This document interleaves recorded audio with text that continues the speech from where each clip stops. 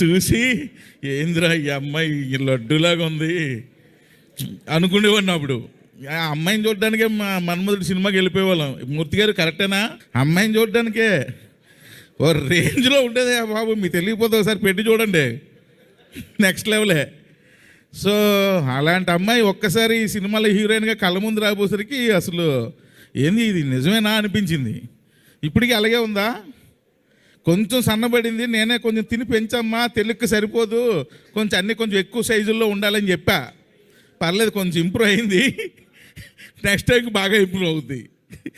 నమస్తే అండి, నా పేరు త్రినాథ్ రోనిక. నిన్న మజాక టీజర్ రిలీజ్ ఈవెంట్లో నేను మాట్లాడిన మాటలు చాలామంది మహిళలకి మనసుకి నొప్పించిందనే విషయం నాకు అర్థమైంది.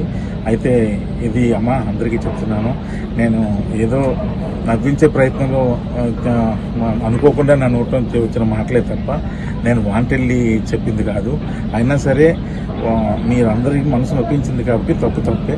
కాబట్టి నేను మనస్ఫూర్తిగా మీ అందరికీ క్షమాపణలు తెలియజేస్తాను. పెద్ద మనసు చేసుకుని క్షమించండి, ఎందుకంటే మా ఇంట్లో కూడా ఆడపిల్లలు ఉన్నారు.